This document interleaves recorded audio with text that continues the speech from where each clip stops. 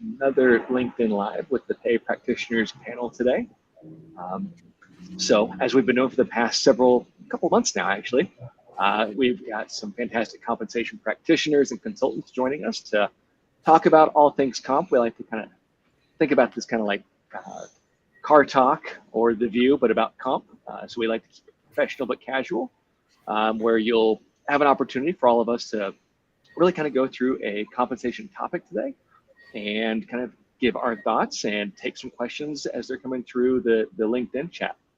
One of the things I really want to encourage this time around is if there are questions or there are comments, feel free to put those in the LinkedIn chat. We will do our best to monitor all the chat coming through and address those questions as either they come up or as we have a natural opportunity to talk through those in the chat or through the conversation. So first thing we'll do is we'll just go through a quick round of introductions if you don't know who we are already. I'll go ahead and start, and then we'll go around on a clockwise motion. But myself, I'm Justin Hampton. I've been a comp practitioner for about 15 years. I have led compensation programs both in the US and in the UK on the retail side as well as the tech side. And then a few years ago, back in 2020, I stepped out of my corporate role to start the compensation tool, which features Squirrel, a pay transparency data collection source, and a comp tool, which is your traditional salary survey aggregation tool. And then next we've got Justin Sun. Hi, everyone. Great to be with you all. I am a compensation advisor at Expedia Group based in Seattle. And I've basically spent my entire career working within the compensation function across multiple different industries, such as retail, aerospace, consumer packaged goods, and just really love compensation and looking forward to chatting with you all. Great. James. There you go. Hey, so my name is James Seacher, and I'm based in San Francisco, and I work with a small consulting firm called Noah Group. And my work is kind of across as much of total rewards as I can get to, a lot of compensation work, a lot of cash and equity work, and sales and incentive type design work. But much like Justin, I enjoy all things comp, so glad to be here again. Keep going clockwise. Is that me? I think that, sure. That'll be me then. Hi everyone. I'm Catherine Gombos. Good to be back with you all. I'm based here in the Washington, D.C. area. I have been a compensation consultant primarily for the majority of my time in working. Recently, I opened up Gombos Group after giving a go at in-house for a tech startup, and have enjoyed doing mostly broad-based compensation work, but I like to dabble into how compensation programs and job architectures connect to all things HR, all people programs. So love sort of looking at things holistically from the employee experience, and it is good to be here. Yeah, I am, so I'm gonna just pause real quick. I am seeing the same issue, and I'm not sure, I don't see that we're live actually, though it says we are live. Let's see if we can't get that sorted real quick. It says live. This one has not come up before.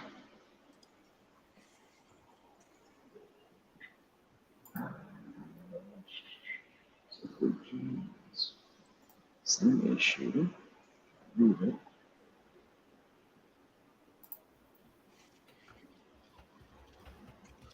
Let me take a look here. Sorry, guys.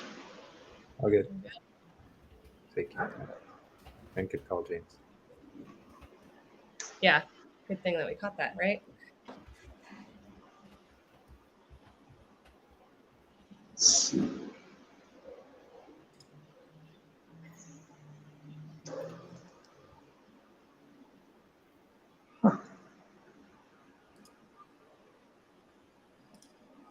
It takes me directly to where we should be.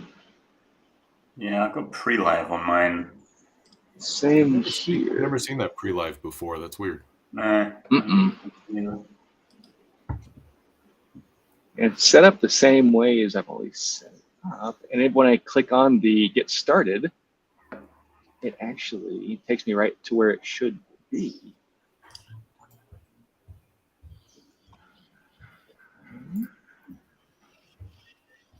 Let's see.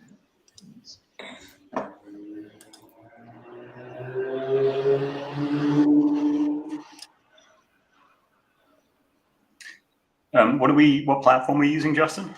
This one's Restream.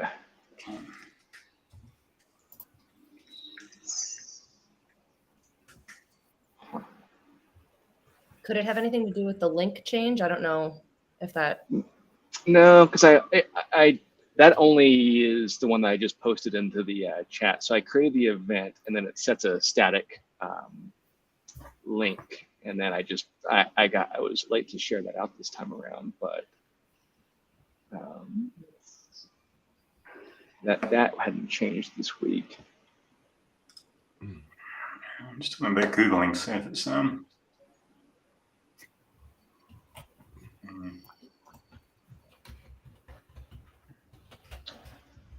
Looks like we may be live now.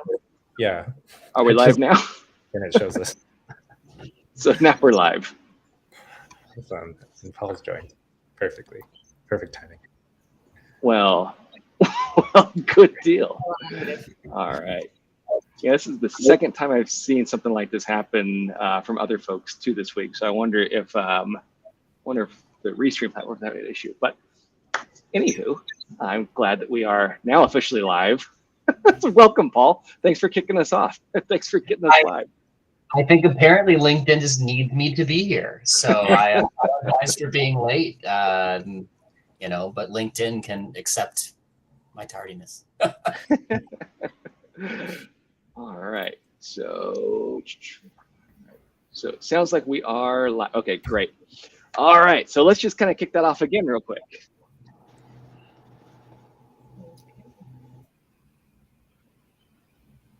All right.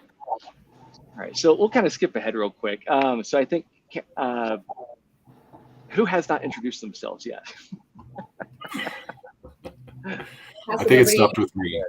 Yeah. So me and Paul. Yeah. So Chad Atwell. I'm based in the mountains of Colorado, west of Denver, and focused on a variety of different compensation roles, both as a practitioner, a consultant, and in technology. And I work with Red Cat Systems, which offers comp and performance technology. Thanks, Chad. Yeah. Paul, how about yourself?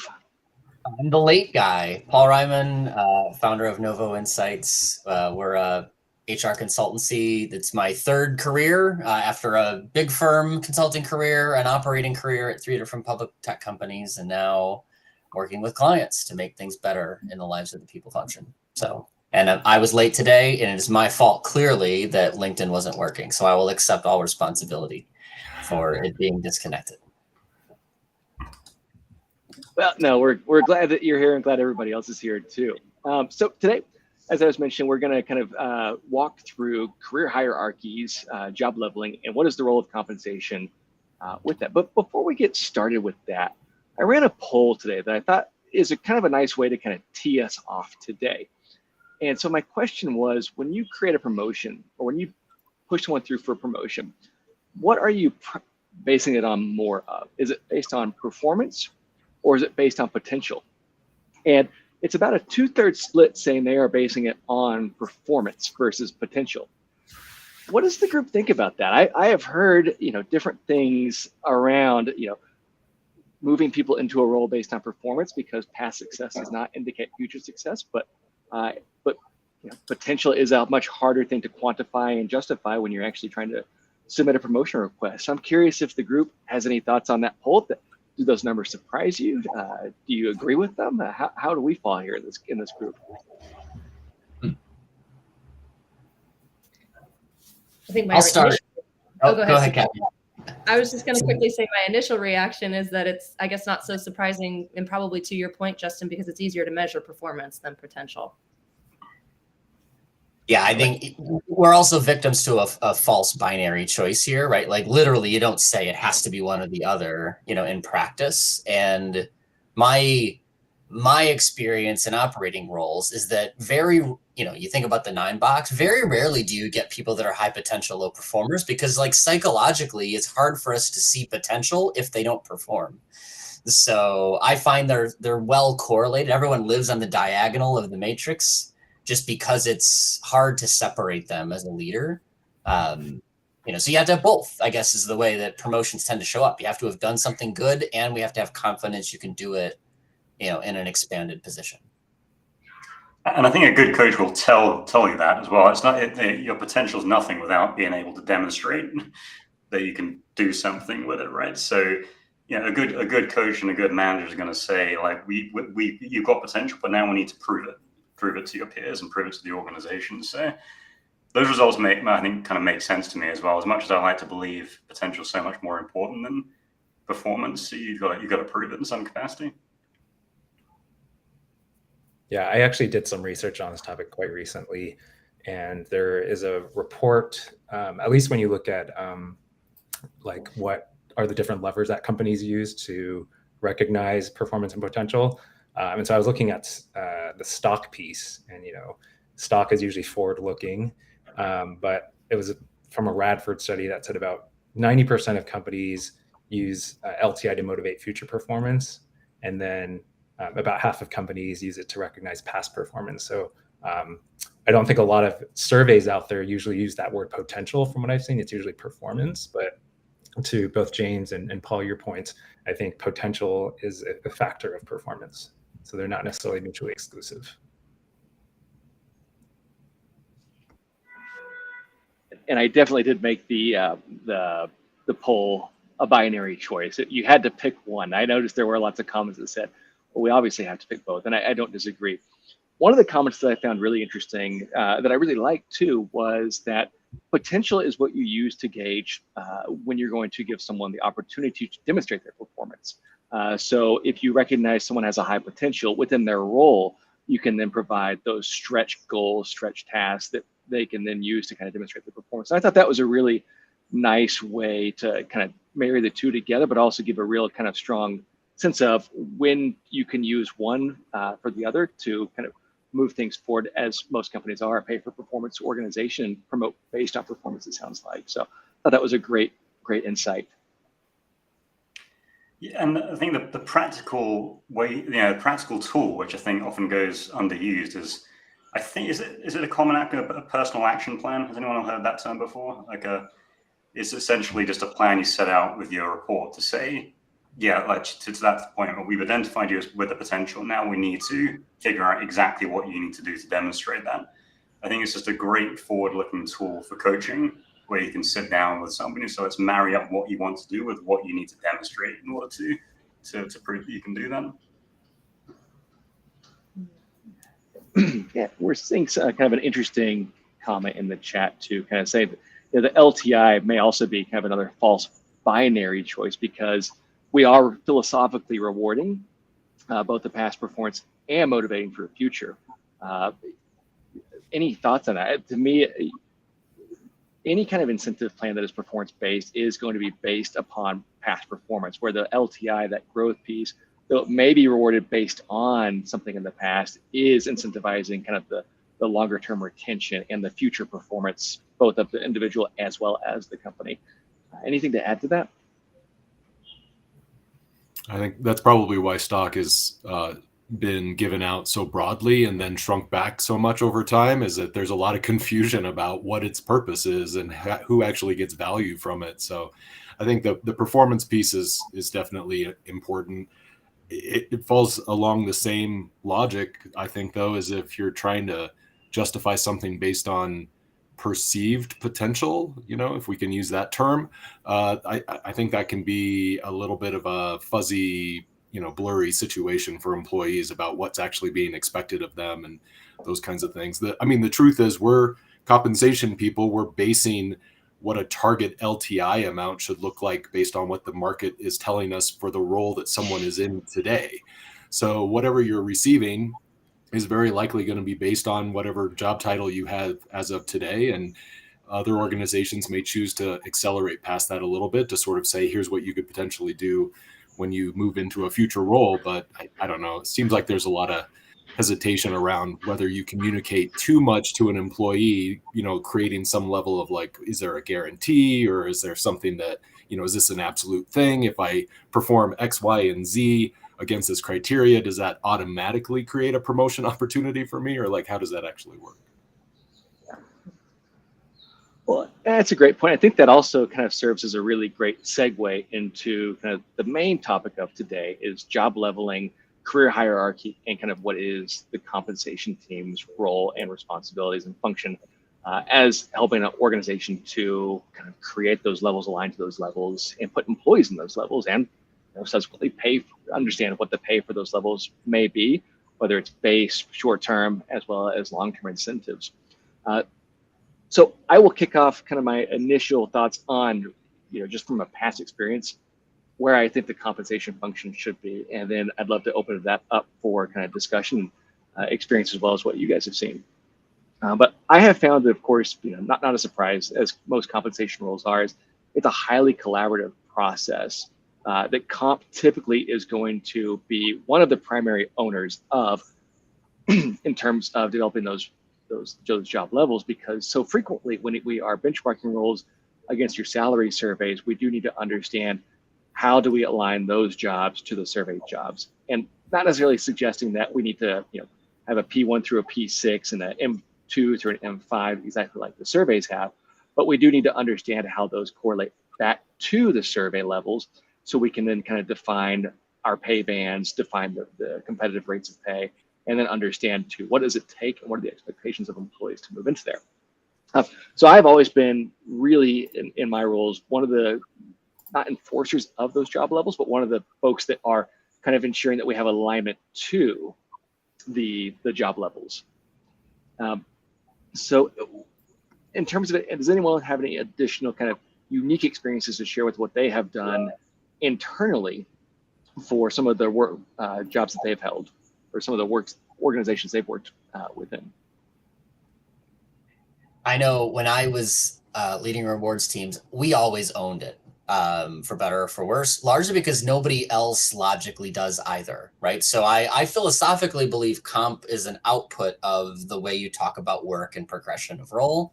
But is it an HR partner function? Maybe, but they tend to be organized more around parts of the business, and then you end up with different philosophies and approaches around the business. Is it more of an operation or a technology thing to codify? Sure, but nobody has a full story, so it ends up needing to be captained by somebody. Why not comp?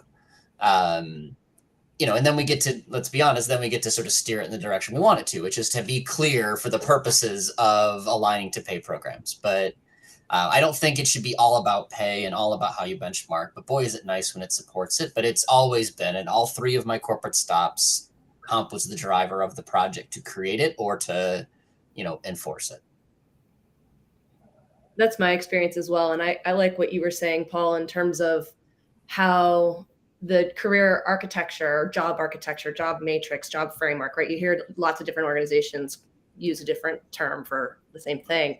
I find it to be foundational for sort of all people programs, right? So pay is one of them, right? But then understanding sort of performance management and L&D and kind of all the different ways that an employee has this experience at work, knowing what the jobs are, the career pathing, the ladders, the mobility opportunities, all of that I find is very foundational for business success. And defining that really should be kind of this evaluation of, all right, who are we as an organization, and how are we going to market, and what are our goals, our mission, right?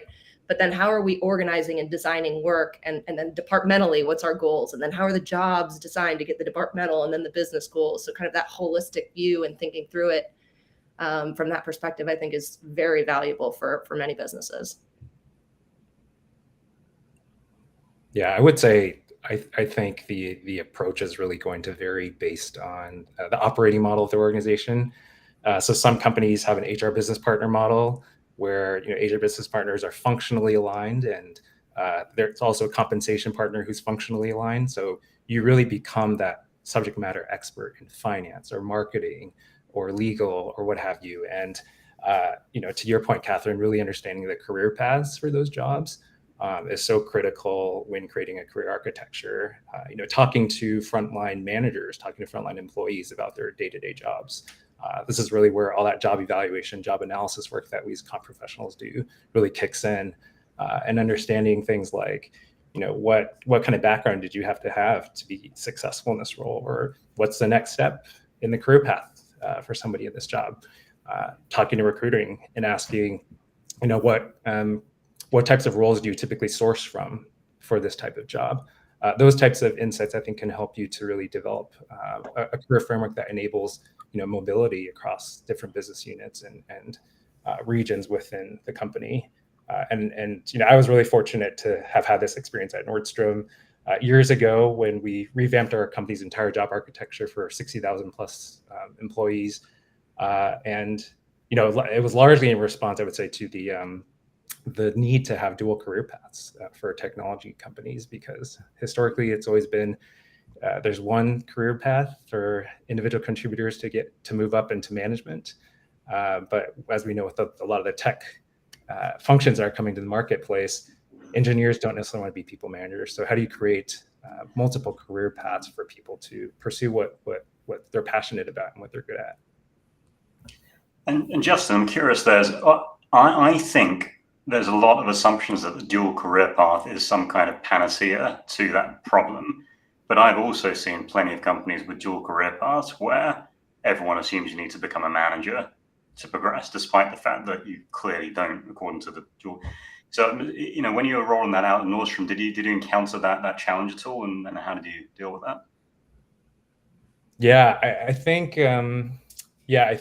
that, at least within Nordstrom, they had kind of a single career path. Traditionally, it's a brick and mortar company, shoe store company, and really didn't have a presence in kind of the e-commerce space. And so, as a company's business strategy evolved, and everybody's now shopping online and no longer in a brick and mortar store as much as they used to. You need talent that's going to you can grow through multiple career tracks. So not just that singular individual contributor moving into a people manager career track, but also creating high level IC roles like principal level or distinguished level engineer type job where someone doesn't have to manage people to be successful. And I think there was recognition of the need for those dual career tracks from a leadership perspective. And there's really got to be that level of buy-in from the very top for any of this work to be successful. James, I have experience recently with a client of mine who built the career paths and the job architectures to have a technical and a people management track. And then in the comp philosophy said all people managers must make more. And so in practice, it forced everybody into people management, which, wasn't the intent of the initial design. Well, I think that's often a stumbling block, is the link between career levels and pay, because obviously, so the career level based comp structure is relatively recent if you think about it. So traditionally, pay grades are just based on pay. You just sort them from low to high, and that's the sequence, right? But the idea of linking it to career levels means that you're kind of taking two concepts, which is career path and pay, and trying to bring them together. And I've seen a lot of examples of that. So if you have a management track that's in theory parallel to a professional track, but grade for grade, the management roles always paid more, then it doesn't matter how many career tracks you've got. You're implicitly telling your workforce that you need to be a manager, right? They're saying that's the thing we value the most. So when you create these dual career tracks, whether you're doing it as a job by job basis or creating groups of roles like technical, non-technical, etc., you really need to have some degree of equivalency between those two tracks in terms of pay for that to all play out, I think. I agree. And you can offset that by not just the base part of it, but adjusting what's variable for some of those different scenarios too, because the performance is very different between those tracks, not just the work that's being done, but the performance expectations and some of those things. So I think the market in companies that I've worked with, the professional track or technical track, whichever one you're using, as you go farther up, you're probably going to accelerate beyond your managers when it comes to the base salary, and you'll be paid more, but the managers ultimately probably are being held accountable for more performance ultimately, and can be paid more from a variable perspective, or maybe even an LTI. But it's interesting to see the dynamic between the two for sure. Now, there are some people who just absolutely never want to go into management, and so they will, fight tooth and nail to ever being forced into a situation, even if they are going to get paid more. They just absolutely don't want to be in a management role like that. Of course, I'm a believer in multiple tracks. It makes perfect sense. I've started to question the need to codify it. You think about how modern work really happens. Leadership can come from anybody. More and more organizations have sort of squad approaches where, formal people management means something different than task leadership. You get these unproductive conversations of like, well, they have an intern reporting to them. Does that make them a manager? Which is just garbage, right? Like, so there's these unintended consequences of designating a job as management versus professional that I'm not sure it's productive anymore. Now, there's reasons to do it still. So I'm not saying throw it out the window, but I think, the theme of today is like these false trade-offs, right? I mean, it's almost like a false trade-off. Like you're a professional or you're a manager. No, like it's definitely possible to be just a leader, which you do a lot of work as an individual, and you might also be providing people leadership of a variety of forms. And I think that's just the way modern work happens. Of course, in a manufacturing plant, there's one plant manager. You can't change that. But in many circumstances, I think we create this tension that doesn't need to exist, behind the scenes. It's a really good point. Most of the career leveling models that I've worked on in the tech space, especially, it's one of those things where absolutely you're going to exhibit leadership and influence and other things as a principal engineer within a business. And what's really different is that the manager at the end of the day is really just the one who's responsible for like the formal coaching and performance ratings. And, it really is just kind of taking it one step farther, which I guess to your point isn't really a big difference overall, except that, you're marking whether someone's is officially meets expectations or not, or, something like that. So it's a great call out. I recently saw a Rosetta Stone file that mapped basically all of the players, in the survey space, all of their leveling. And one that was interesting that kind of speaks to your point, Paul, where, you traditionally see management versus IC, and maybe it breaks it out with sales and different functions. But this one was saying high level, all roles will roll up into management, IC, or sort of this program or project management track, which is sort of split the difference between the two. And it got my wheels spinning for a little bit, and it's kind of what you were just talking about, Paul. Yeah, I think, but the common question to answer is, well, what do you need an employee to understand around career growth in your company? And if it adds value to talk about people management separate from, professional excellence, great, talk about it. You can choose then how much of it needs to be visible on a job rec or visible on their Workday profile when they look in. Like, that's a different question, but like the customer of a career hierarchy isn't the comp team, it's your employee. And what do you need to be in that product for them to like the product, or to at least understand the product? You might need to do something in parallel or something that nobody sees to sort of make the linkages work from a comp perspective. But so that I don't want to throw like the concept of management versus professional out, because there's value in it. It's more just be aware that there's some weird consequences if you make it a rigid part of your structure. Yeah, and I think to your earlier point too, Paul, you bring most more senior level roles, there is going to be some level of mentorship and coaching and development that is expected of kind of those highly senior roles. They may not be doing the formal job or performance reviews, but there is an expectation that they are not unto an island. They are going to share kind of their experience and help to build up the more junior folks on the team. I think that's where you get a lot of great mentors and that knowledge share across the business that's not necessarily kind of formalized with dotted lines or solid lines, but they're absolutely imperative parts of the business to be successful. Yeah. I'd like to get your guys' thoughts on something that is sort of philosophically when you're setting up career paths and job architectures and then thinking about sort of the employees' adoption of it. What are your thoughts on creating the roles that are needed to achieve departmental goals, business goals, versus what the person is ready for? And sort of that philosophy of like, well, this person's been in this role for a long time. We need to promote them. Does the business need that level of work being performed, or is that opportunity not here for them? I guess kind of generally speaking, what were your thoughts on that?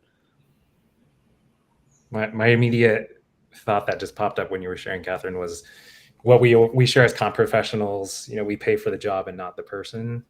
And so I think to your point, it's important to understand what are the business goals and what are we trying to accomplish. And just because Radford or Mercer or Hay Group has this job published out there, it doesn't mean that we need to just copy that structure and apply it to our organization. What do we need? So even things around, where you start what's a starting point for your software engineer? A lot of companies might hire at a P1 level within Radford, for example. But for your organization, maybe you need talent that's going to really hit the ground running, and you're much smaller and you don't really have time to ramp up people. So by nature, you're going to start your career path at P2. So I think it's got to be kind of authentic how you design this. It's got to be authentic to your organization and what you need for your operating model. Catherine, I've got two thoughts on your point as well. And the first one is how perilous it is to put people into roles with expectations that they're not ready for, and the inevitability of failure that comes with it. And you often see this kind of thing scrolled across like Glassdoor. Well, they keep putting people in roles they're not experienced enough. They put people in leadership roles they don't have the skills and expertise, and it can seem like a quick win, but I think it's particularly the higher up you get, the more perilous that can be. And I had a second thought, but I've forgotten what it was, so I'll leave it there. Great. I mean, I think the most severe example that I have of sort of this following the employees sort of career path and tenure, and it's riddled with bias in terms of these leaders liked this person, but the example that I have that just sort of made me pause and say we really should be thinking about what the jobs are and what jobs are needed before we promote folks, was this example of somebody who had been with an organization 30 years. They kind of grew up with the organization, and when we went and did sort of this job framework interviewing conversation and understood what this person's role was, you would never guess. Their title was Executive Director of Facilities. They were making $130 grand a year part-time. And when we found out what their day-to-day job was, it was going into the basement, collecting the mail, putting it in a cart, and walking it around and delivering it to everybody's desk. So that was like a runaway train. There was nobody there sort of checking, do we need an Executive Director of Facilities? No, we need a mail clerk. So that's sort of what was bringing the question up for you all to respond to. I found that to be one of those examples where it's like, are we doing the right thing here? Yeah, I would say what I've seen to be helpful, at least within my past experiences, is having discipline owners for each of the functions that your organization has. So business programs or finance or marketing, you really have an executive or leader who's at the top, who owns the business strategy and career structure for that function, and they can sort of help make that decision with you around, do you need that executive level facilities person, and if you don't, what might be a future home for them with this new structure that we're creating. And I think for a lot of companies that promote from within and that are kind of homegrown talent, building things kind of from scratch, that's kind of, those are the roles that oftentimes pop up, or the unique jobs that have been designed according to the individual's capabilities or how they've performed in the job versus what the business needs, like you've said. That's funny. Yeah, I like that idea. And I've been in way too many situations where I've come in, of course, with my design of what a job leveling structure, job architecture is going to look like. And you immediately run into an operations executive who's been running their own job leveling and job architecture inside their group for the last 30 years. And so it's one of those things where, you have to like wrestle it away from the operation side of the business sometimes to say, okay, this has worked for you, but it doesn't work anywhere else in the business. And so what's the value of being able to create that consistency and have flexibility? I think just over the last 10 years, it's been more about employee mobility. Not everybody's going to follow that vertical career ladder all the way up their current structure. And so they want the ability to transfer from finance to HR and do a variety of different things. And so you have to have that consistency. You have to build that, not even just the levels themselves, but the definition of the work, what's expected at a level P2 versus a P3, and what does that look like when you're in one part of the organization versus another. So if anything, like we talk a lot about shrinking back and not creating these huge, like 5-page job descriptions and everything. And I think we've been successful to some extent on some of those, but it also does require this more like, literally, like, what does this look like in your particular part of the organization? What does a P2 versus a P3 actually mean for you? And how do you keep that consistent across the board? You have to have the operational leadership and the executives and everybody sort of on board about what that actually means. And I think that's when we think of kind of both Catherine and Chad, to your points, I have seen many organizations where we have sat down with that senior leader, that function head, and they do have that strong understanding of what the departmental goals are, what the function's goals are, and they can really kind of identify, this is what we're going, this is what I think we need. But I've also seen a lot of times that doesn't necessarily get translated down to that first or second level manager, that what they want to do is really be able to be successful in their role within the scope of the function they're supporting, and that is they're oftentimes going to want to hire a P3 when that senior level or that executive may understand that really it's a P2. I think there's a self-interest in over hiring for roles, because that's going to look, most likely your part of the business will perform better if you are able to bring in that top talent that maybe isn't quite needed. It's not a guarantee, but I have seen that. But I also do think that making sure that we have kind of that full career path and that full kind of, here's a level 1, level 2, level 3, what those differences look like, is kind of that foundational piece where you have to start from. So managers and executive leadership understand what is the differentiation between a level 2 and a level 3 and a level 4, and then trying to figure out how do you slot those, how do you then determine which of those levels do we actually need to kind of achieve the business. So I think it certainly, they go hand in hand.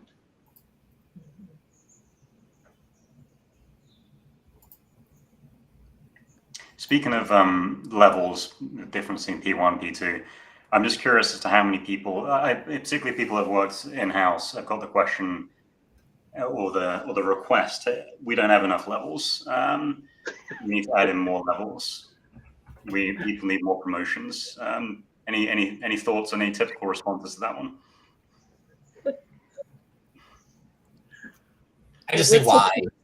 What problem are you trying to solve, right? Like, it's, like I got that a lot from India, right? People expect a promotion more frequently than in the US, which I actually think is true, right? There's some fact to the fact that talent expectations are different.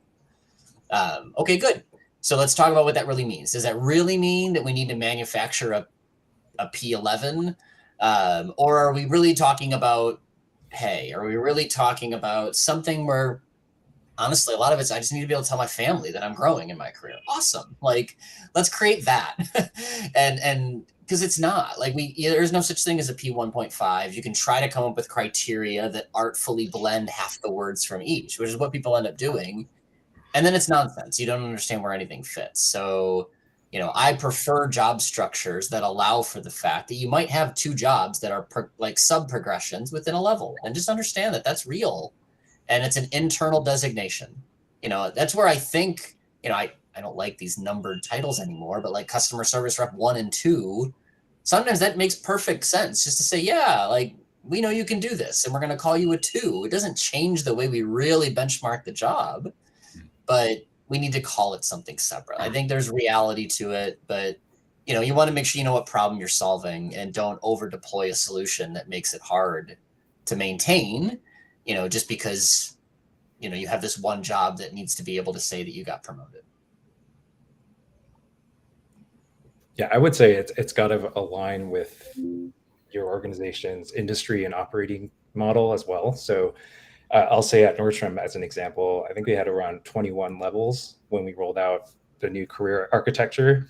But keeping in mind that you have a lot of frontline roles like your servers within the restaurants, you have your salespeople out on the storefront, you've got your truck handlers who are kind of loading equipment into the stores, and then you have multiple different business units like an online platform. You have your discount stores, Nordstrom Rack stores, and the full line stores. And so when you think about all the different roles that are involved and how they're structured across the business, there are definitely differences in revenue impact and team size, and what's the level of uh, overlook that somebody has to have with strategy. Do they have to be focused on just strategy within the next 12 months, or are you expecting them to look even further into the future, 24 months? And I think kind of the more different levels that you have within your architecture, it creates more complexity from a communication perspective with the employee. But it definitely allows more differentiation, so I would say there's pros and cons, I would say, to either approach of having more or fewer levels. The pros are that, there's a better ability to differentiate folks, and the cons are that it's more complicated to explain to employees. And ultimately, I think you'd want to be transparent where you can on what these different levels are. And Justin, in that example, particularly in Nordstrom, I imagine there are actually criteria that you can use at those junior levels that say, okay, yeah, it's you're all P1, but there's 3 levels within it maybe, but you can clearly define what needs to be demonstrated at each of those levels. So it's a bit more like almost like that step promotional model that you used to have in government, or you still have in government organizations, right? Yeah, I think for frontline roles, oftentimes the promotions and differences in level are based on kind of time and role, more so than they are based on performance. So if you think about like a customer service rep in a call center, right, their activities are typically routine and standardized in nature. So it's kind of more like based performance is more evaluated based on how long you've been in that job.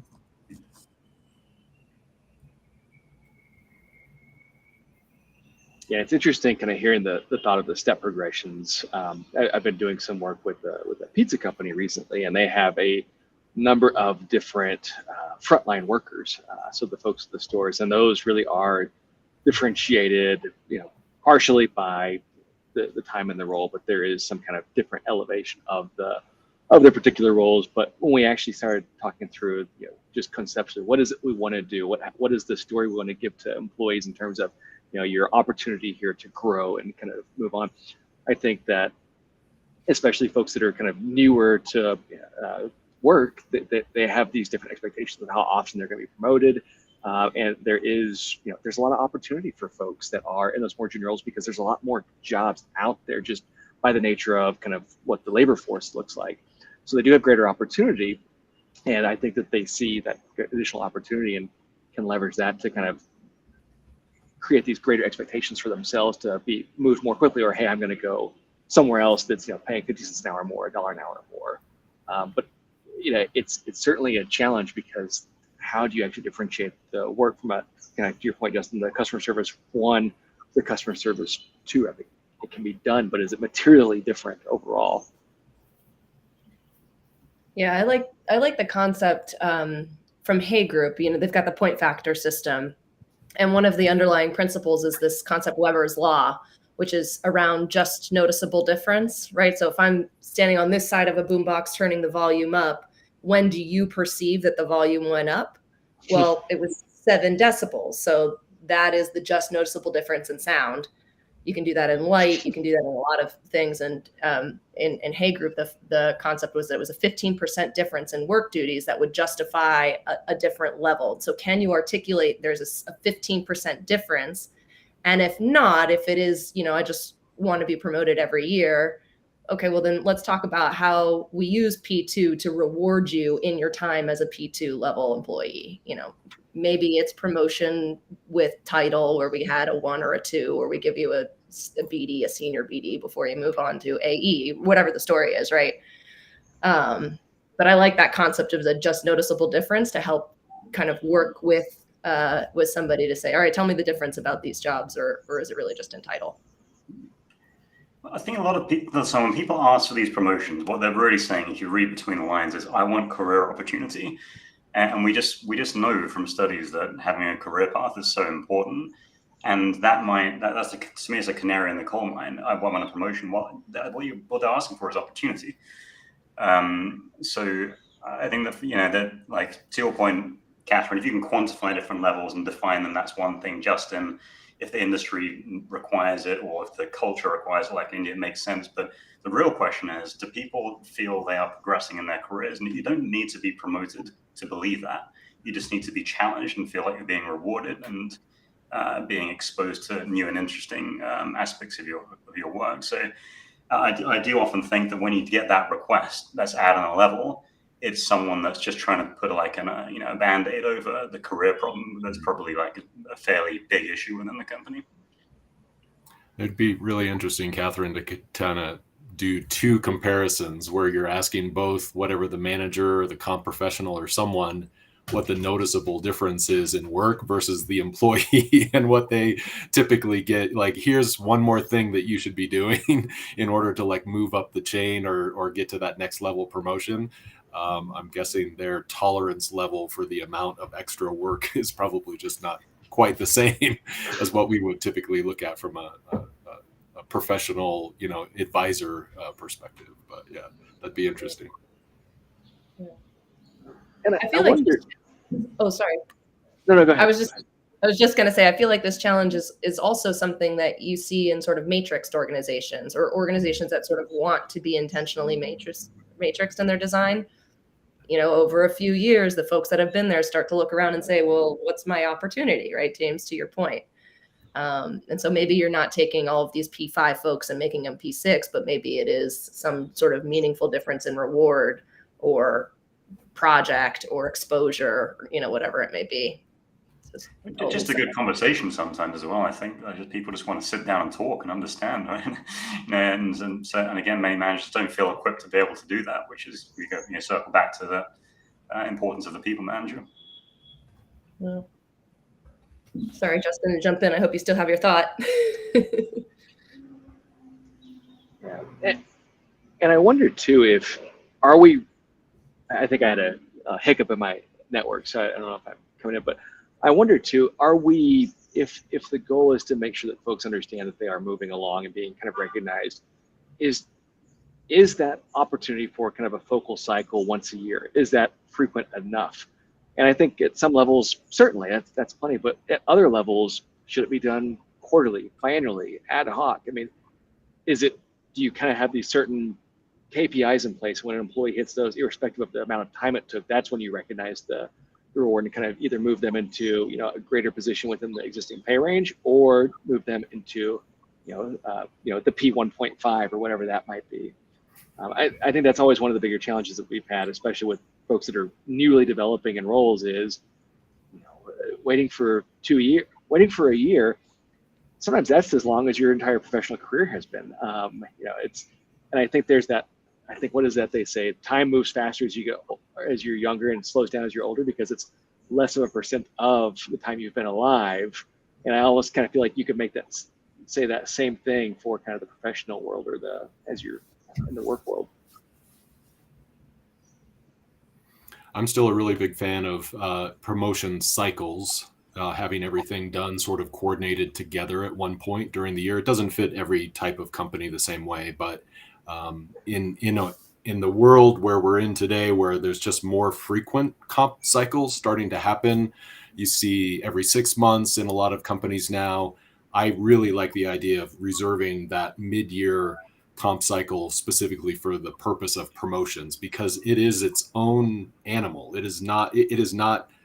It's related, but it's not the same as your year-end comp cycle where you're rewarding performance and doing a lot of other things. And the promotion conversation can very easily get mixed up and lost in that. And so having a dedicated time mid-year where everybody sort of goes through this promotion process and decisions are made consistently across the business, communication is done really well. You're able to really sort of look at, is the role actually there? Like, is the work really validating the fact that we need somebody at this level? That's a very specific type of work that needs to be done by a manager versus trying to lump it all together in with whatever other sort of comp cycle work you might be doing at the end of the year. So that's something I'm a big fan of for sure. And Chad, to clarify, so you'd say so let's just say, for example, so June, we're focusing on a promotional cycle, you're identifying a talent, you're having conversations, you're building your case for it, and then you get your promotion through promotional increases go through, and then completely separately at the end of the year, you've got a merit cycle, annual merit increase, right? You completely decouple. That's right. Yeah, exactly. I kind of like that. I always like the idea of decoupling kind of career and pay to the extent possible. I know they're inexorably linked, but the extent to which you can separate career conversations from pay, I think, is fairly healthy. It's also, the ad hoc model, I think, Justin, that you were mentioning is sort of like, okay, well, a manager getting ping-ponged all day with different promotion requests and everything is not a great model either. And sometimes they're responding just out of the fact that they need to retain somebody and not necessarily because, and that's probably, Catherine, how your facilities executive got into the place that they did. They probably threatened to leave a couple of times and nobody else wanted to do that. They just immediately promoted that person to give them another, earnings opportunity on top of everything else. So that makes a lot of sense. Yeah. And thinking too about, I think one of the key points that we oftentimes fall back to during these conversations is that communication piece. One of the things I've always seen work really well is kind of working with managers during job family reviews to kind of build out entire job families instead of just individual levels and making that information available to folks. I'm wondering if anyone has seen anything just really innovative in the way that information is presented to the employees, whether there are tools that folks have seen or kind of, beyond just the, here's the little career path that you might see. I've seen it set up as maps. I've seen it set up as journeys through, kind of stepping stones. But I'm wondering, anything that you guys have seen that's been just kind of stuck out at you as being innovative and a way to really resonate with employees? I don't know how innovative, and it may be what you said was stepping stone, but one thing that always pops into my head is sort of this tool where you click on your job and what lights up on the job matrix is all of this sort of lateral and promotion opportunities. So if you're clicking on BDR, for example, right, there's an opportunity over here in marketing. There's an opportunity here in AE, right? And I kind of like the way that visual pops as an employee to receive that. You just kind of click on your job and see what opportunities are there. And then if it's further built out, it allows you to sort of say, here's sort of the key common challenges in a transition from this role to that role, or here are the skills that we like to see, or the skills that we want, you to develop, that kind of stuff. I'd be curious if others have other examples.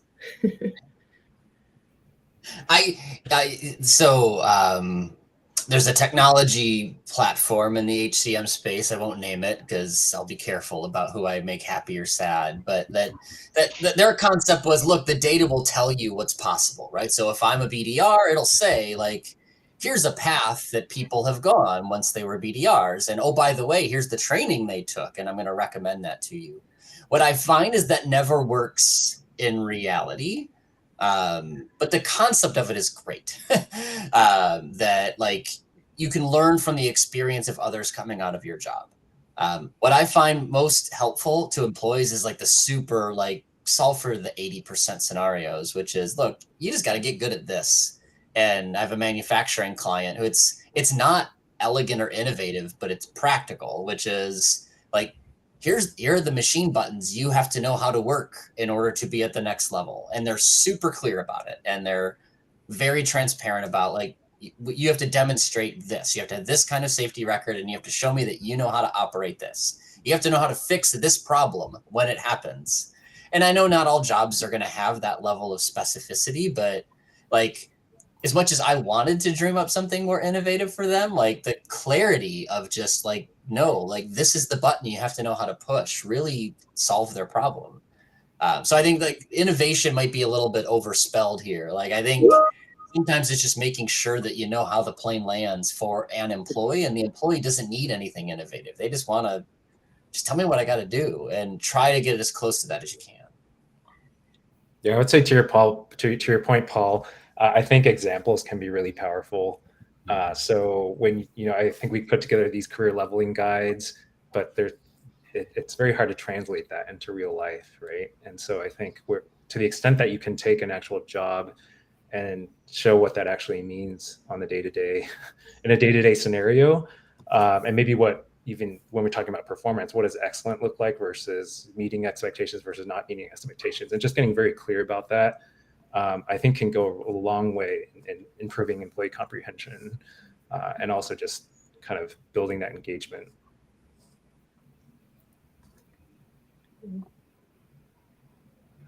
Great. Well, yeah, so we're coming up towards the end of the hour. It's been a really, really interesting, great conversation. I think a lot of good insights. And it sounds like a lot of shared experiences too. But yeah, as we wrap it up, we'll kind of run through just, last thoughts. But I think, last time I think it got harder and harder towards the end. So let's start with Catherine this time, because I think you had to round this up last time.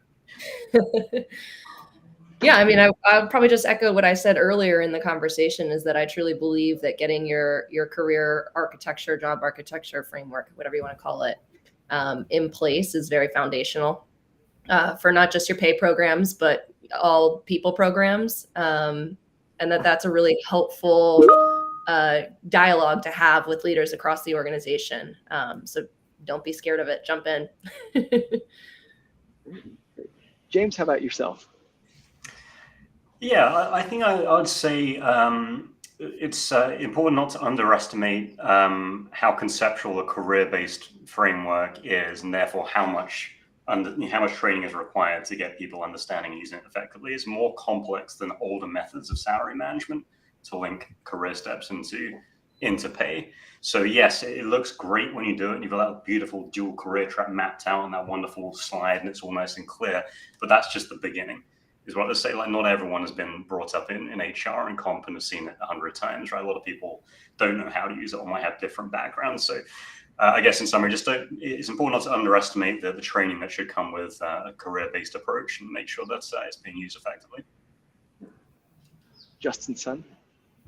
Yeah, I would echo, just, the importance of kind of helping leaders understand that the value and benefits of a job architecture, whether it's pay equity or improving your ability to attract and retain talent.